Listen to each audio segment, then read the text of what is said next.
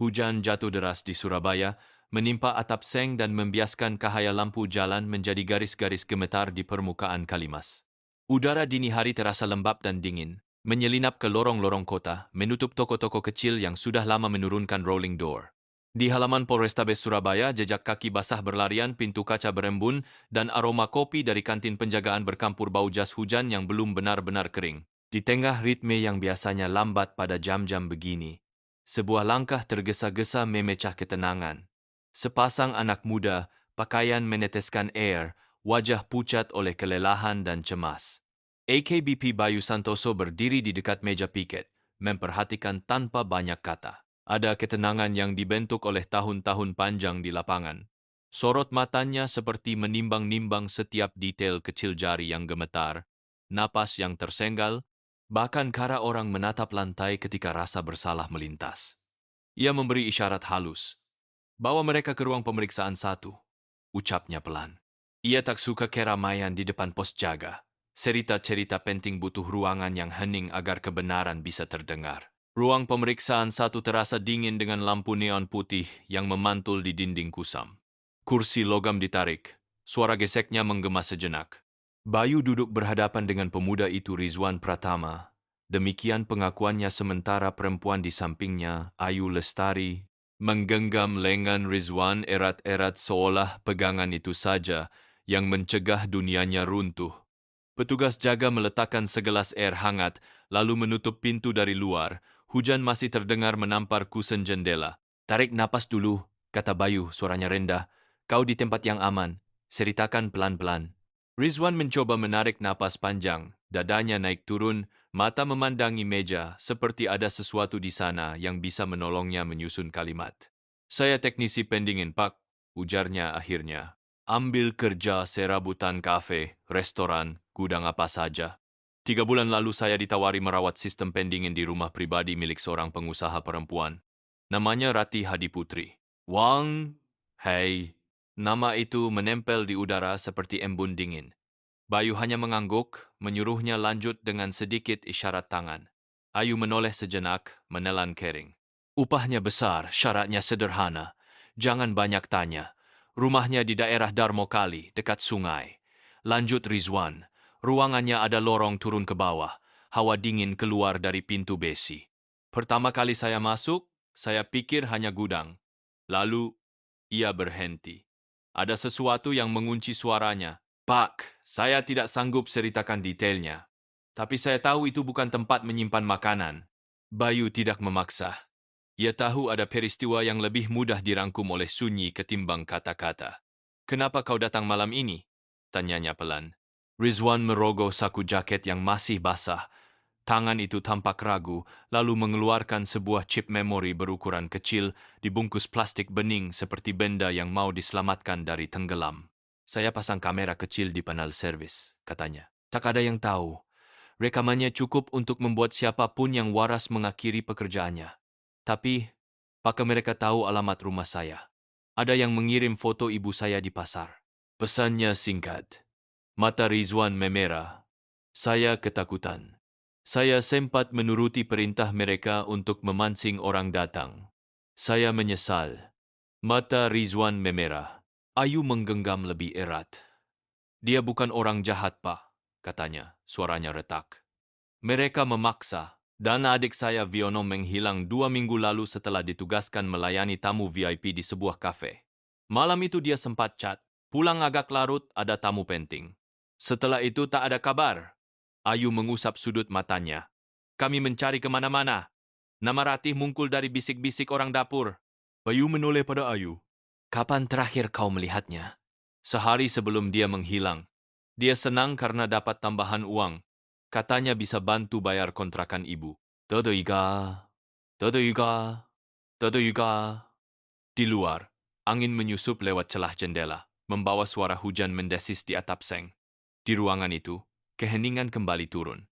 Bayu mengkondongkan tubuh, memeriksa chip memori di tangannya tanpa memasukkannya ke alat apapun.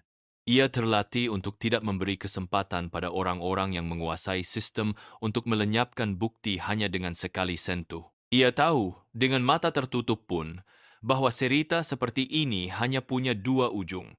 Satu berujung pada tembok buntu, satu lagi pada pintu gelap yang bila didobrak akan membuat angin kencang bertiup dari segala arah. Ada yang harus kalian pahami, kata Bayu perlahan. Begitu kita berjalan di jalan ini, tak ada yang benar-benar aman. Tapi kita akan lakukan semuanya sesuai prosedur dan akal sehat.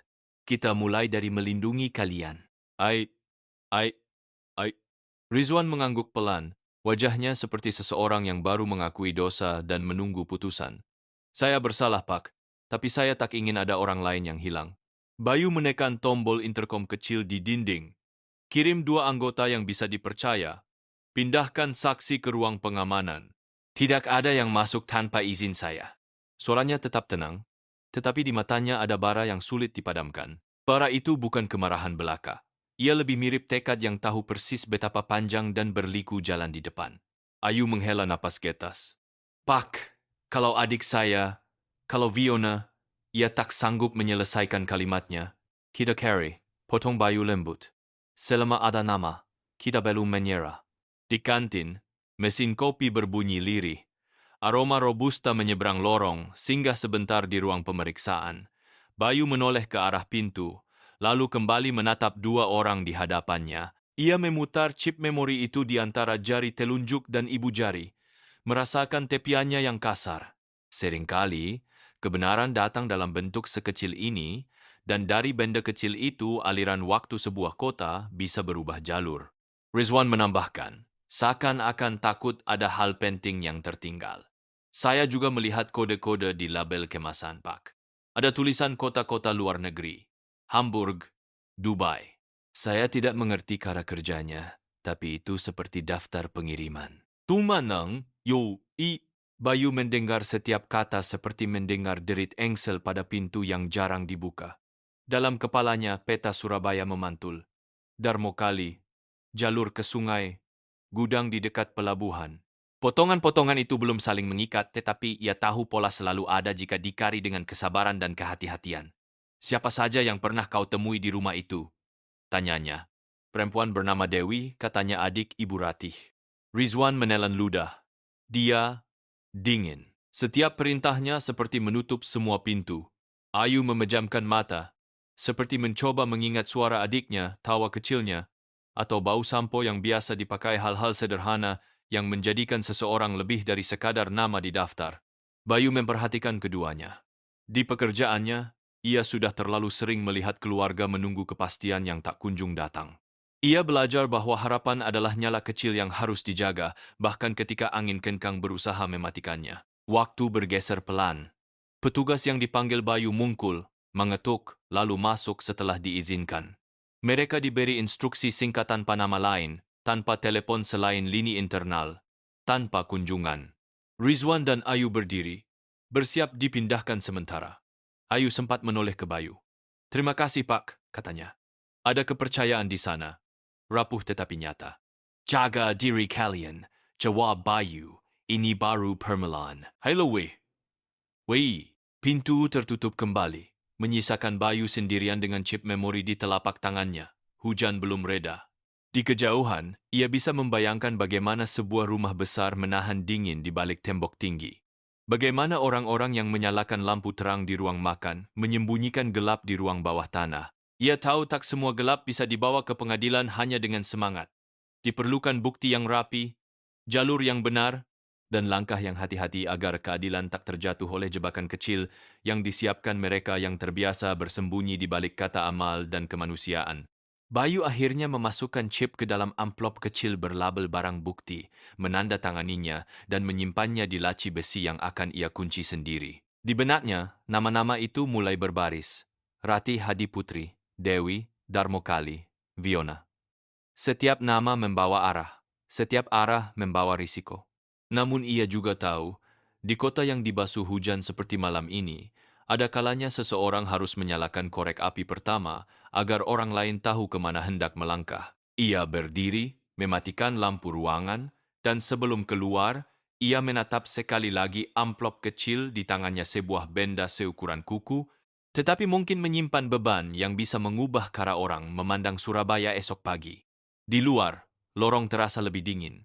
Jam dinding bergerak ke angka 3 lewat sedikit. Bayu menyadari, sejak kalimat pertama Rizwan di ruang ini, sesuatu dalam ritme malam telah berpindah tempat. Ia menghela napas, lalu berbisik bukan untuk siapa-siapa, lebih sebagai penanda bahwa malam ini ia memilih berdiri di sisi yang menolak tunduk pada gelap. Kalimatnya pendek nyaris tak terdengar, tetapi cukup untuk membuat darahnya mengalir lebih cepat dan pikirannya memetakan langkah berikutnya. Kalau benar, Surabaya akan terbakar.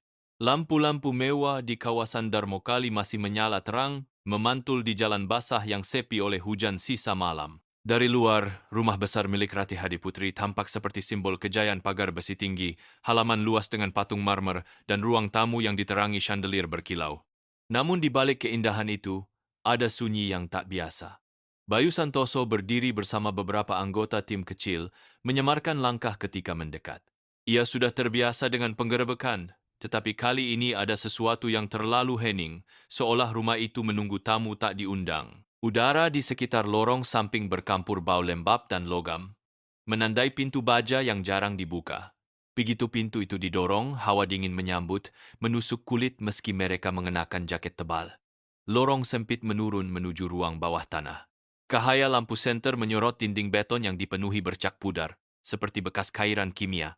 Bayu mengangkat tangan memberi tanda berhenti, mendengarkan. Tak ada suara langkah, hanya dengung mesin pendingin. Di dalam ruangan besar, barisan kontainer baja berdiri sejajar. Tim mendekat, membuka salah satunya dengan hati-hati. Seketika uap putih mengepul, menyingkap kantong plastik berlabel asing. Hamburg, Dubai, Tokyo. Mata Bayu mengeras, jantungnya berdegup pelan namun berat. Seorang anggota tim menutup hidung, menahan mual. Bayu mendekat, mengamati tulisan kode pada setiap kantong. Ia tahu ini bukan sekadar bukti kriminal biasa, ini jalur perdagangan gelap yang menelan nyawa orang tak bersalah. Namun sebelum sempat mereka mencatat lebih banyak, lampu neon di atas kepala bergetar, kemudian padam serentak. Kegelapan menelan ruangan. Hanya senter kecil yang tersisa. Dari ventilasi, asap tipis menyembur, makin lama makin tebal. Bau menyengat menusuk paru-paru, membuat mata berair. Gas! Teriak salah satu anggota. Panik seketika menggungkang, langkah-langkah tergesa menyeret tubuh keluar dari ruang bawah tanah. Mereka berhasil mencapai tangga, tetapi Bayu menyadari sesuatu yang lebih buruk. Alat perekam body cam di dada anggota tim mati satu persatu. Ada yang menghapus data secara langsung. Gumamnya suaranya tercekat oleh napas berat. Begitu tiba di halaman, seorang teknisi berlari mendekat dengan laptop. Pak, server internal kita ditembus. Semua rekaman hilang real time. Bayu menatap layar, melihat file demi file lenyap bagai pasir terbawa arus. Sumber IP muncul jelas, tak terbantahkan. Akun milik Ibtu Hendra, tangan kanan Bayu sendiri. Darah Bayu mendesir dingin. Ia terdiam sejenak, tubuhnya menegang oleh perasaan campur aduk antara kaget, marah, dan kecewa. Ia mengenal Hendra bertahun-tahun, mempercayakan banyak operasi kepadanya. Sekarang bukti menunjukkan pengkhianatan tak terbantahkan. Bayu mengepalkan tangan, menyadari bahwa perang ini bukan hanya melawan orang-orang di balik organisasi, tetapi juga melawan bayangan dalam tubuhnya sendiri. Menelusuri jejak IP Peretas, Bayu menemukan bahwa orang yang mengkhianati mereka adalah Ibtu Hendra tangan kanannya sendiri. Ruang isolasi di lantai 2 Polrestabes Surabaya malam itu lenggang. Hujan masih turun tipis, mengetuk kaca jendela yang berembun. Lampu neon memantul pucat di dinding hijau muda, menciptakan suasana yang dingin dan tak bersahabat. Rizwan Pratama duduk lemah di kursi logam, wajahnya pucat, bibir kering. Ayu Lestari tak pernah melepas genggamannya pada tangan Rizwan. Seolah dengan itu ia bisa menahan hidupnya agar tidak jatuh ke jurang. Seorang polisi muda masuk, membawa segelas air. Senyum tipis terpasang di wajahnya, tetapi tatapannya terlalu datar untuk menenangkan. Ia menyodorkan gelas itu, dan Rizwan yang haus langsung menyesap perlahan. Tak lama, tubuhnya kaku, mata terbelalak, dan busa putih mungkul di mulutnya. Ayu menjerit, memanggil-manggil namanya dengan suara serak. Bayu Santoso mendengar teriakan itu dari koridor, lalu berlari masuk. Ia segera memberi perintah singkat. Panggil medis! Sekarang! Tangan-tangan buru-buru bekerja, napas Rizwan tersenggal, tubuhnya kejang. Ayu menangis, memeluk bahunya, wajahnya merah oleh air mata. "Jangan biarkan dia mati, Pak. Dia satu-satunya yang tahu di mana adik saya." Jeritan itu membuat ruangan semakin tegang. Bayu menatap perwira muda yang tadi membawa air, tapi orang itu sudah menghilang. Bayu menyadari dengan cepat. Ada tangan gelap yang menyusup sampai ke jantung markas mereka. Waktu berjalan lambat, setiap detik terasa panjang. Dokter Piket datang, berusaha menstabilkan kondisi Rizwan dengan suntikan dan alat bantu pernapasan sederhana. "Dia dirakun," kata dokter dengan nada berat. "Masih ada napas, tapi sangat tipis. Kita harus membawanya ke rumah sakit segera." Bayu mengangguk. Matanya menyapu seluruh ruangan.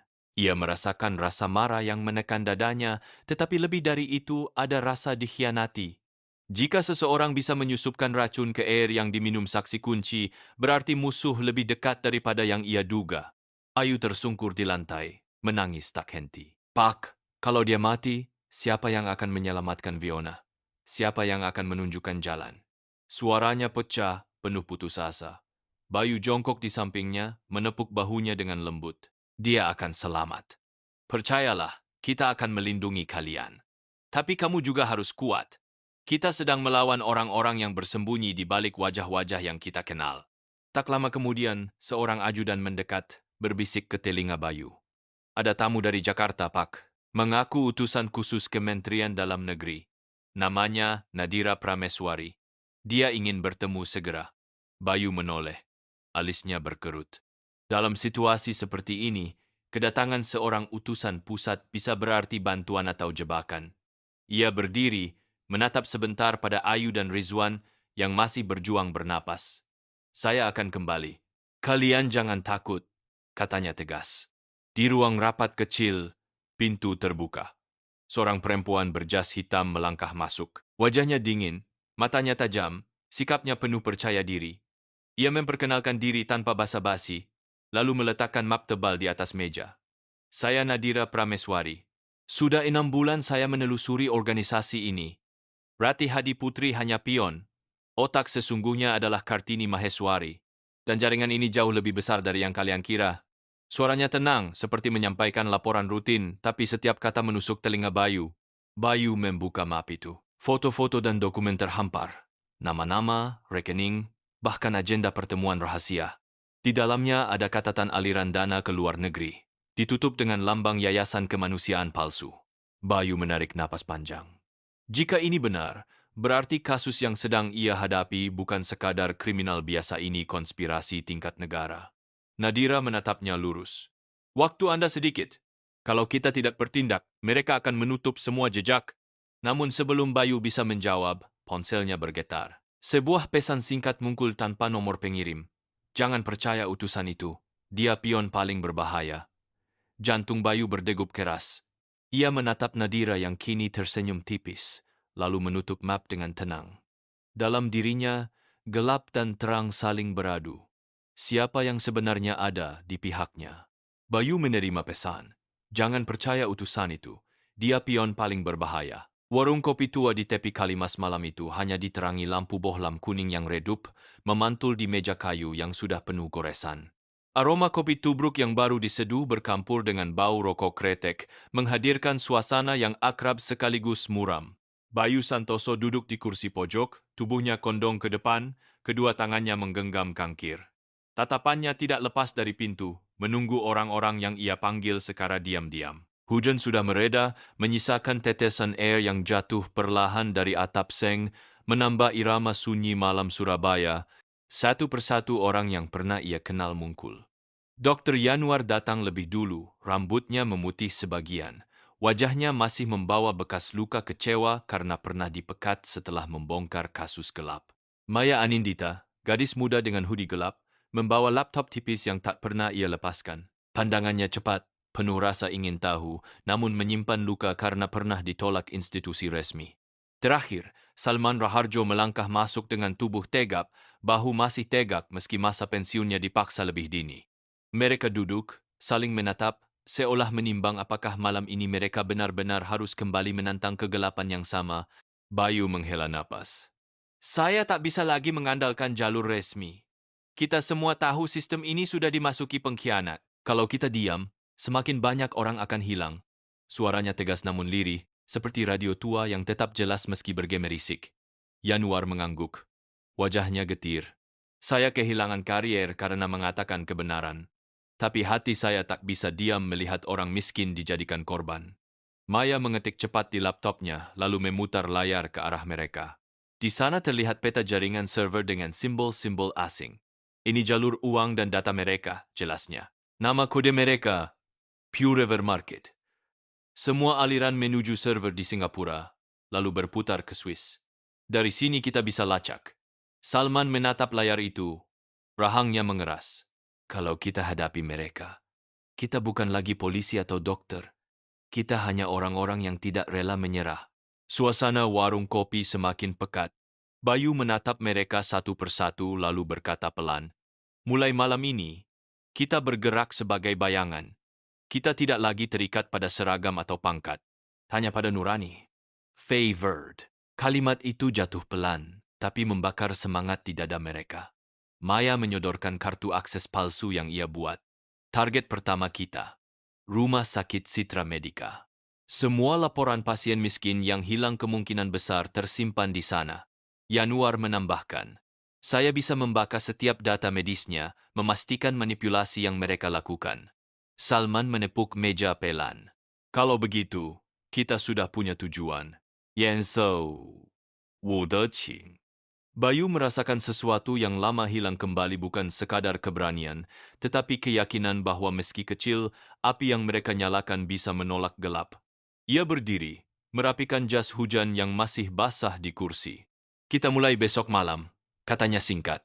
Bukti pertama harus kita dapatkan sebelum mereka sempat menghapus jejak. Mereka semua mengangguk, menyadari risiko yang menanti, tetapi juga sadar tidak ada lagi jalan mundur. Ketika Bayu melangkah keluar dari warung kopi, udara malam Surabaya menusuk lebih dingin dari biasanya. Jalanan licin memantulkan cahaya lampu jalan, dan di kejauhan terdengar suara motor melintas pelan.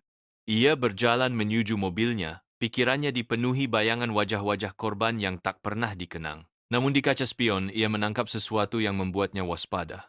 Sepasang lampu mobil mengikuti dari kejauhan, menyalakan sorot redup. Tak pernah terlalu dekat, tapi cukup untuk terasa mengintai. Bayu berhenti sejenak, jantungnya berdegup lebih cepat. Ketika Bayu keluar dari warung kopi, sebuah mobil asing membuntutinya di kegelapan. Lorong rumah sakit Citra Medica terasa panjang dan sunyi. Jam menunjukkan lewat tengah malam, hanya terdengar bunyi roda troli dari perawat jaga yang lewat sesekali.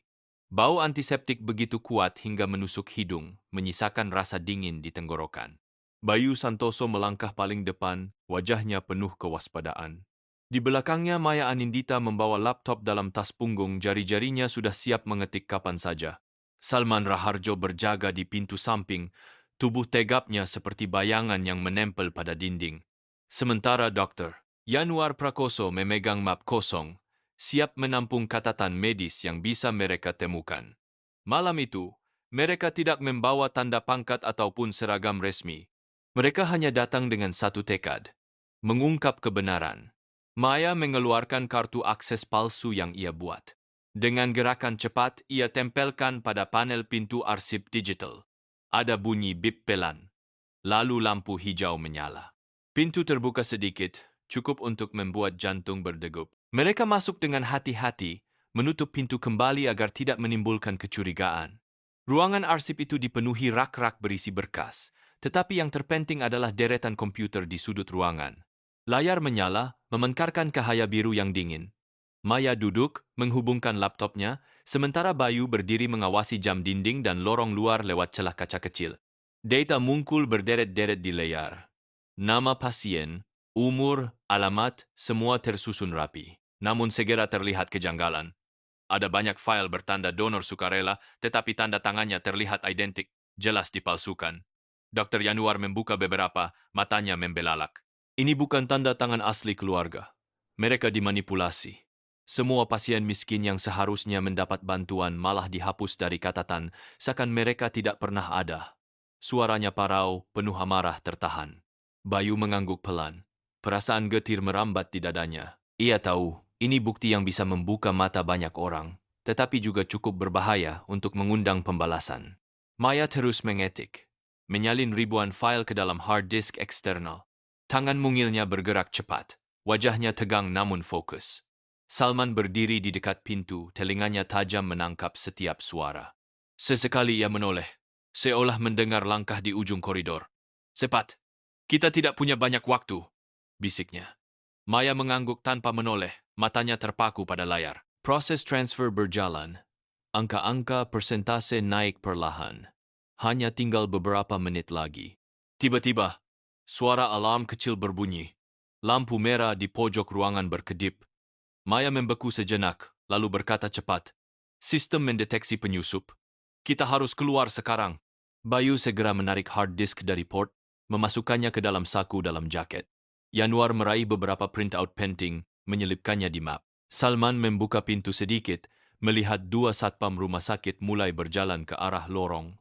Mereka semua bergegas keluar lewat tangga darurat, langkah-langkahnya bergema cepat. Di luar, udara malam terasa lebih pekat. Mereka berlari menuju mobil yang diparkir di belakang gedung, jantung mereka berpacu dengan bunyi alarm yang makin keras. Begitu mesin mobil menyala dan mereka melaju, Bayu membuka laptop Maya untuk memastikan isi hard disk. Saat itulah mereka menemukan sesuatu yang membuat ruangan sunyi, sebuah file rekaman audio. Dengan tangan bergetar, Maya memutarnya. Suara laki-laki tua, berat, penuh wibawa, terdengar jelas. "Pastikan pengiriman minggu depan berjalan lancar. Hamburg menunggu. Jangan biarkan aparat Surabaya mengganggu. Jika perlu, singkirkan saksi." "Abi!" Bayu terpaku, matanya membelalak. Yanuar menatapnya penuh rasa tak percaya. Salman memegang setir lebih kencang, napasnya berat. Maya menutup mulutnya, menahan seruan kaget. Semua orang mengenali suara itu. Bayu terdiam, wajahnya kaku. Itu suara Bagas Adinugraha. Bukankah dia sudah mati 7 tahun lalu? Udara dini hari di pelabuhan Tanjung Perak masih menyimpan bau asin laut yang bercampur dengan aroma formalin yang samar. Lampu-lampu di dermaga berkelip redup, sebagian padam, meninggalkan bayangan panjang kontainer yang berjajar. Bayu Santoso berjalan paling depan, matanya menyapu ke setiap sudut, merasakan ada bahaya yang bersembunyi. Maya Anindita menyusul di belakang, membawa peralatan kecil yang terikat pada tubuhnya, sementara Dr. Yanuar dan Salman Raharjo bergerak diam-diam, menjaga jarak agar langkah mereka tidak serentak. Malam begitu hening hingga detak jantung terasa nyaring di telinga sendiri. Pintu samping gudang terbuka dengan bunyi logam tua yang berderit. Dari dalam, hawa dingin menyembur, menusuk tulang, kontainer pendingin tersusun rapat, pintunya berlapis baja. Bayu memberi isyarat, dan Salman maju membuka salah satunya. Asap putih mengepul keluar, lalu menyingkap isi yang membuat semua orang terdiam. Puluhan kantong perak berisi organ manusia yang masih segar, masing-masing dilabeli kode QR, nama pasien, golongan darah, bahkan harga dalam dolar. Maya merinding. Tangannya gemetar saat mengangkat ponsel untuk memindai salah satu kode. Layar menunjukkan tujuan Dubai, Hamburg, Zurich. Bayu mengatupkan rahang, suaranya nyaris berbisik. Mereka menjual manusia sepotong demi sepotong. Maya segera menghubungkan perangkatnya ke sistem kontrol kontainer. Ia menyalin data, file demi file berpindah ke drive eksternal. Dr. Yanuar memeriksa label medis, memastikan semua bukti tercatat. "Ini lebih dari yang saya kira," katanya lirih. "Mereka tidak hanya menculik, mereka membangun industri." Salman berdiri tegap, senjatanya siap, matanya terus mengawasi setiap bayangan. Proses penyalinan hampir selesai, hanya beberapa menit lagi. Hening menegang, seakan udara pun menolak bergerak. Tiba-tiba, terdengar suara langkah berat mendekat dari pintu utama gudang. Bayu segera memberi kode berhenti. Dari celah, cahaya senter menembus kegelapan. Puluhan pria berpakaian hitam masuk, tubuh tegap, langkah disiplin. Mereka bukan satpam biasa. Pakaian dan sikapnya menunjukkan status tentara bayaran. "Serbu!" teriak seseorang. Seketika ruangan peka. Suara peluru memantul di dinding baja, menimbulkan gema keras. Bayu dan timnya berlindung di balik kontainer, membalas dengan apa yang mereka bawa seadanya. Suara peluru bersahutan, bercampur teriakan singkat dan denting logam. Salman maju paling depan, meski bahunya masih meninggalkan rasa sakit dari luka lama. Ia melepaskan tembakan, menahan laju musuh yang mendekat. Peluru mengenai bahunya, tubuhnya terhuyung, tetapi ia tetap berdiri. "Maya, keluar sekarang!" teriaknya, darah membasahi lengan bajunya. Maya menunduk, melindungi drive eksternal di dadanya, berlari menuju pintu samping. Bayu menutupinya, memutar strategi agar mereka tidak terkepung. "Dokter." Yanuar menarik Salman mundur, wajahnya penuh kecemasan. "Kita harus keluar sebelum semuanya hancur," katanya panik. Api kecil mulai menjilat salah satu kontainer. Rupanya sistem penghancur otomatis menyala, membakar bukti agar tak tersisa. Bau besi terbakar dan formalin menyebar, membuat mata perih. Asap tebal mulai memenuhi ruangan. Bayu menoleh melihat kilatan api yang semakin besar. Ia berteriak sekuat tenaga, suaranya tenggelam dalam hiruk-pikuk baku tembak. Sebuah kontainer mulai terbakar, dan Bayu berteriak, "Cepat! Semua bukti akan hilang kalau kita terlambat. Hai Shen Ye." Pagi di Bandara Soekarno-Hatta selalu ramai, tapi hiruk-pikuk penumpang pagi itu terasa berbeda. Suara roda koper bergesekan di lantai, pengumuman berulang dari pengeras suara, dan antrean panjang di depan konter check-in membuat suasana semakin riuh. Di antara keramaian, seorang perempuan bergaun elegan dengan blazer hitam melangkah anggun. Kartini Maheswari, dengan senyum tenang dan sorot mata yang menyembunyikan banyak rahasia, menyerahkan paspornya kepada petugas check-in. Di tangannya, tas kulit berwarna koklat muda tampak biasa, padahal isinya adalah dokumen penting yang bisa melindungi jaringan gelap yang ia pimpin. Di ruang kontrol tersembunyi, Bayu Santoso memperhatikan layar monitor yang menayangkan setiap gerakannya. Wajahnya kaku, penuh kewaspadaan. "Dia akan boarding dalam 20 menit," bisiknya. Di sampingnya, Maya Anindita sudah menyiapkan presentasi digital. Jari-jarinya menari di atas keyboard. Dan seketika layar besar di ruang keamanan menampilkan aliran dana, rekaman transaksi, dan potongan suara yang tak asing lagi. Suara Phoenix. Para petugas bandara yang awalnya ragu kini mulai berbisik cemas, menyadari siapa yang sebenarnya berdiri di depan konter check-in. Sementara itu, Salman Raharjo sudah berada di lapangan, menyamar sebagai penumpang biasa, memperhatikan dari kejauhan. Ia memberi kode lewat headset. Target bergerak ke gate internasional. Bayu mengangguk, lalu menyalakan radio internal. Tim siap di titik tangkap. Nadira Prameswari tiba-tiba muncul, berdiri di belakang Bayu, dengan ekspresi tenang. "Kalian yakin mau melakukan ini di ruang publik? Risiko terlalu besar." Suaranya terdengar seperti peringatan, atau mungkin ancaman terselubung. Bayu tidak menoleh, hanya menjawab pelan. "Keadilan tak bisa menunggu waktu yang nyaman." Kang. Ketika Kartini melangkah ke area pemeriksaan paspor, beberapa petugas mendekat. Awalnya hanya seperti pemeriksaan biasa, tapi ketegangan meningkat ketika Maya memproyeksikan bukti di layar raksasa yang bisa dilihat semua petugas keamanan. Nama Kartini terpampang jelas dalam daftar transfer ke rekening luar negeri. Wajah Kartini berubah sekilas, tapi ia tetap menjaga ketenangan. "Apa maksud semua ini?" tanyanya datar, sambil mencoba tetap melangkah. Namun saat seorang petugas menahan tasnya, dua orang pengawal pribadinya tiba-tiba menyerbu, mencoba membuka jalan. Situasi mendadak kacau. Penumpang berteriak, koper berserakan, anak kecil menangis. Salman bergerak cepat, menahan salah satu pengawal dengan gerakan tegas. Petugas bandara lain mengamankan area, sementara Bayu akhirnya keluar dari ruang kontrol dan berjalan mendekat.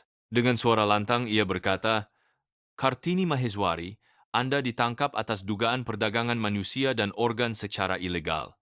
Kata-katanya bergema, menembus kerumunan yang hening sesaat karena terkejut. Kartini akhirnya tak bisa mengelak. Tangan halusnya yang selalu terlihat di layar televisi kini diborgol. Namun justru di saat itu, bibirnya melengkung dalam senyum kecil yang penuh ejekan. "Kalian pikir sudah menang?" Ucapnya dingin, membuat Bayu terdiam sejenak. Ia tahu senyum itu menyimpan sesuatu yang lebih besar. Telepon Bayu bergetar keras di saku. Ia mengangkatnya cepat, hanya untuk membaca pesan singkat tanpa nama pengirim. "Phoenix masih hidup. Permainan baru saja dimulai.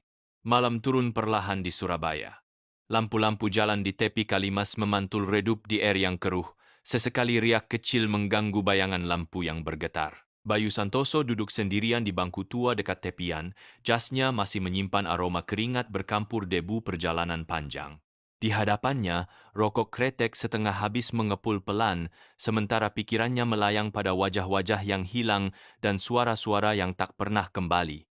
Kota tetap hidup dengan deru kendaraan jauh di kejauhan, tetapi di sekitarnya hanya sunyi yang berbicara.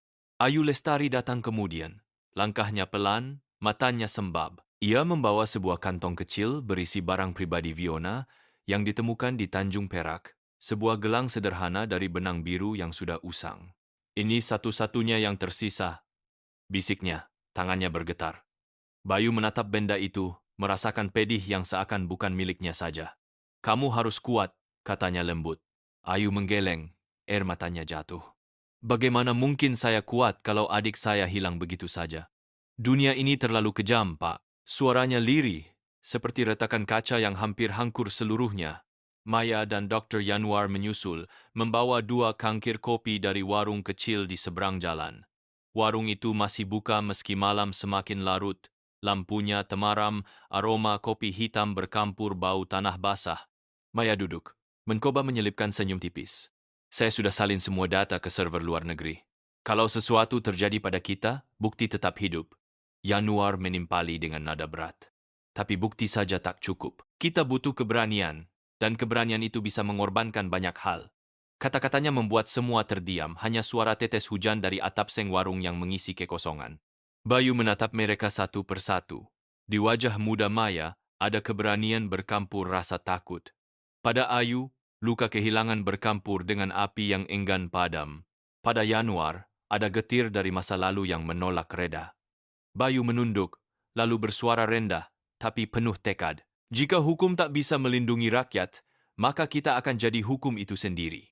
Kalimat itu jatuh di udara malam seperti lonceng yang berdentang, menggema jauh ke dalam hati semua yang hadir. Ayu menatap Bayu, matanya merah namun lebih tegas. Maya mengangguk, dan Yanwar menepuk meja kayu perlahan, menyetujui tanpa banyak kata. Suasana hening kembali merayap, seakan seluruh kota ikut mendengar janji itu. Angin dari Kalimas membawa aroma asin yang samar. Dari arah warung, seorang perempuan mungkul perlahan. Langkahnya mantap, wajahnya tenang namun menyimpan dingin yang menyusuk. Nadira Prameswari berdiri di depan mereka, sorot matanya tajam, seakan menimbang-nimbang jiwa masing-masing. Ia tidak banyak bicara, hanya mengungkapkan kalimat singkat yang membuat malam semakin berat. Nadira menatap lurus ke arah Bayu, suaranya dingin tapi jelas. Kalian belum tahu siapa musuh sebenarnya. Cenaikan, memening, memening. Layar televisi di ruang tamu rumah-rumah warga menayangkan gambar Kartini Maheswari yang diborgol, digiring aparat dengan wajah tetap tersenyum. Reporter menyebutnya sebagai skandal kemanusiaan terbesar di dekade ini. Namun, suara di jalan-jalan terdengar ragu. Sebagian percaya, sebagian menuduh ini hanya permainan politik. Di Surabaya, udara masih berat oleh kabar itu, tetapi bagi Ayu Lestari, dunia sudah runtuh. Hari itu, ia berdiri di depan liang lahat sederhana. Tak ada jenazah adiknya, hanya gelang usang milik Fiona yang dimasukkan ke peti kecil. Upacara berlangsung dalam hening. Dihadiri hanya segelintir orang. Hujan gerimis membasahi tanah merah, menciptakan aroma basah yang menusuk hati. Bayu Santoso berdiri di dekat Ayu, jas hitamnya basah oleh hujan tipis. Ia menatap tanah yang menelan satu-satunya simbol dari Fiona, merasakan rasa bersalah meski tahu dirinya sudah berjuang. Maya berdiri dengan payung kecil, matanya sembab, sementara Dr. Yanwar menunduk dalam doa singkat. Salman, yang masih berbalut perban di bahunya, berdiri sedikit lebih jauh, wajahnya menahan perih dan marah. Angin membawa suara azan dari kejauhan, seakan menambah kesyahduan suasana. Ayu memejamkan mata, lalu berbisik dengan suara patah, "Aku bersumpah, Fiona, aku tidak akan berhenti sampai kebenaranmu diungkap." Selesai upacara, mereka berjalan perlahan meninggalkan pemakaman. Bayu merasa ponselnya bergetar. Sebuah pesan singkat tanpa nama pengirim muncul. Bayangan bisa membunuh lebih cepat dari cahaya. Jemarinya memegang layar, matanya membeku. Kata-kata itu seperti ancaman sekaligus ejekan, membuktikan bahwa musuh masih mengawasi. Ia memasukkan ponsel ke saku, lalu menatap langit mendung. Dalam dirinya, tekad semakin keras. Permainan jauh dari selesai. Malam harinya, Mereka berkumpul kembali di rumah aman sederhana. Maya menayangkan data di layar. Semua bukti sudah dikirim ke server internasional, sebagian diterima Interpol. Kalau kita lengah, mereka akan membalikkan semuanya, katanya serius. Salman menimpali. Tapi dengan bukti ini, kita sudah menusuk jantung mereka. Dunia tahu. Yanuar menghela napas. Tapi jangan lupa, jaringan sebesar ini tidak runtuh hanya dengan satu tangkapan. Ayu menatap mereka, matanya merah tapi bersinar. Aku akan tetap ikut. Aku tak takut lagi. Kalau Fiona hilang, jangan biarkan orang lain bernasib sama. Keesokan harinya, berita internasional menyorot skandal ini. Tekanan publik semakin besar, nama-nama pejabat muncul dalam dugaan keterlibatan. Namun di balik semua itu, Bayu tahu ada sosok yang tetap luput. Phoenix, Bagas Adinugraha, hantu yang seharusnya sudah mati. Bayu berdiri di jendela, melihat Surabaya yang sibuk, lalu berbisik lirih. Kalau hukum tidak berani, kita sendiri yang harus jadi hukum. Kata-katanya tak terdengar siapapun, tapi menjadi janji yang mengikat dirinya sendiri. Sore menjelang, mereka kembali berkumpul di rumah Ayu. Bayu memegang foto Fiona yang diperbesar, memandanginya lama. Ini bukan akhir, ini awal.